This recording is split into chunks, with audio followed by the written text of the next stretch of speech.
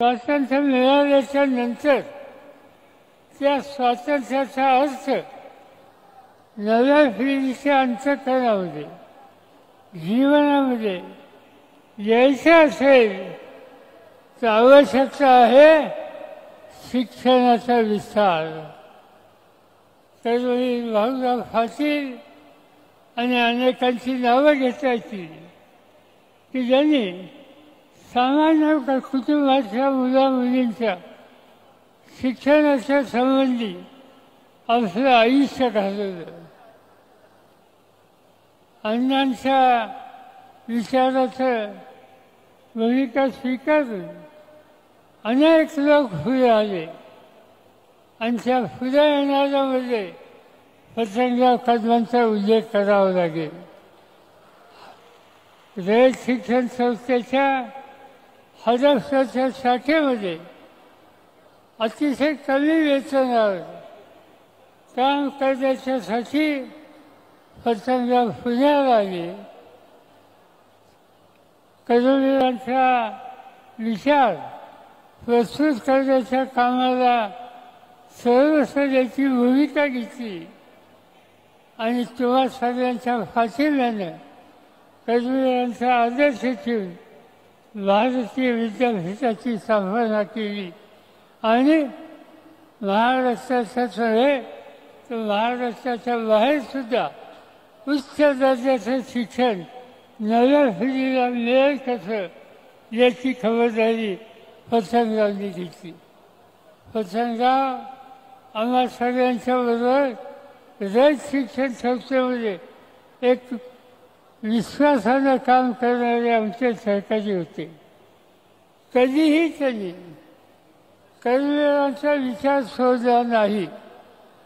रयत शिक्षण संस्थेची बांधिलकी ही त्यांनी अखंड जपली आणि मला आनंद आहे आज त्यांच्या गैरहजेरीमध्ये तीच परंपरा विश्वजित कदम उत्तम रीतीने चालवत आहेत.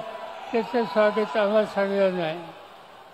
शैक्षणिक क्षेत्रामध्ये पतंगरावचं काम मोठं होतं हे सांगायची आवश्यकता नाही, पण मला एका गोष्टीचं स्मरण होते की हा सगळा एका काळचा दुष्काळी भाग, त्या दुष्काळी भागामध्ये शेतकऱ्याच्या संसाराला फुलवायचं असेल तर पाण्याची आवश्यकता होती आणि ती पाण्याची आवश्यकता खऱ्या अर्थानं भागवायचं काम मग ते ताकाडीचं धरण असेल, टेंबूचं प्रकल्प असेल, हे सगळे प्रकल्प या भागामध्ये लोकांच्या संसाराला प्रधानशाला मदत करण्याच्यासाठी पतंगरावनी उभे केले आणि दुष्काळ कायमचा हटवण्याच्यासाठी आपण काही करू शकतो या प्रकारचा इतिहास हा त्या ठिकाणी त्यांनी उभा केला.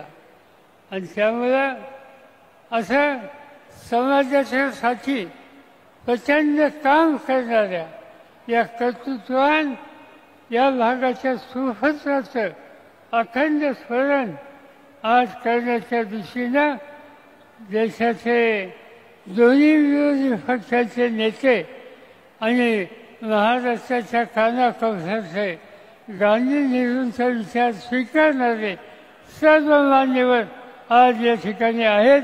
याचा मला मनापासूनचा आनंद आहे.